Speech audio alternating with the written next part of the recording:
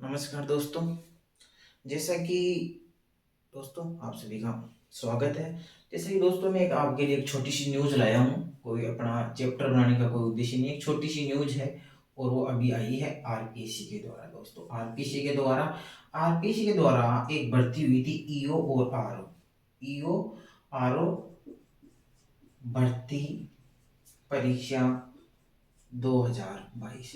तो दोस्तों अभी अभी जो न्यूज आई है उसके अनुसार आरपीएससी ने ईओ आरओ भर्ती परीक्षा 2022 को कैंसिल कर दिया गया है दोस्तों।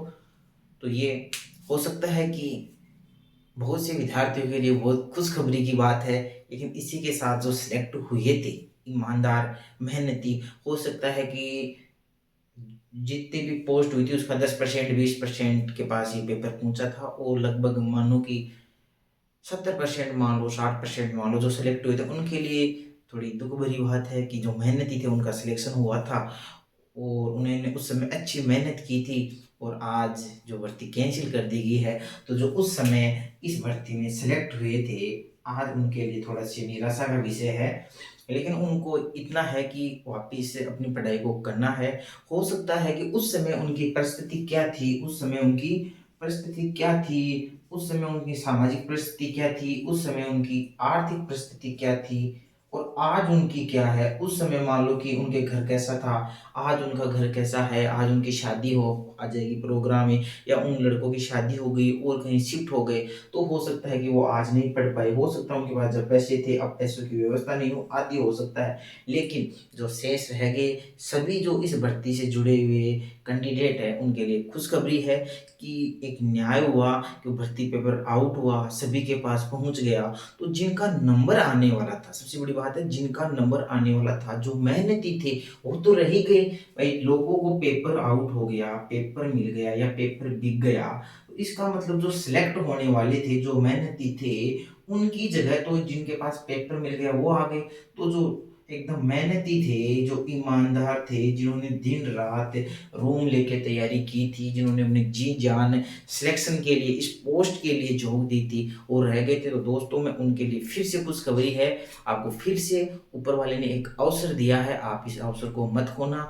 आप वापिस से इस भर्ती के लिए वापिस से लग जाओ। आरपीसी जल्दी ही इस भर्ती को वापस कंडक्ट करवाएगी।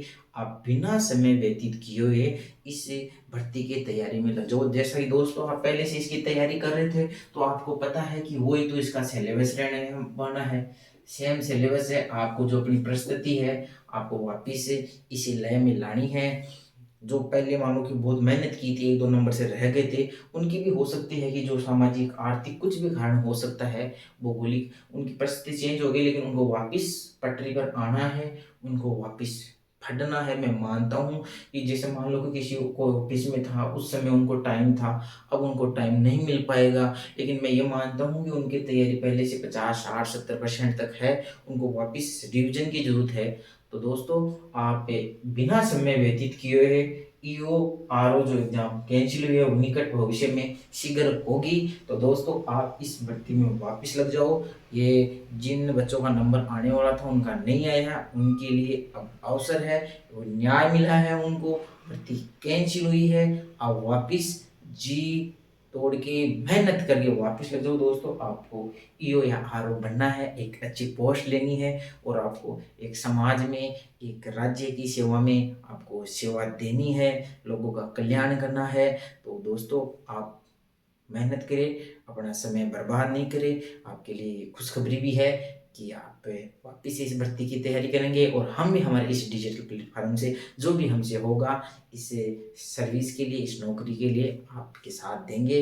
तो दोस्तों आप बने रहे, पढ़ते रहे और आज से लग जाए वापिस अपनी इस भर्ती के लिए। ठीक है दोस्तों, ओके बाय, थैंक यू।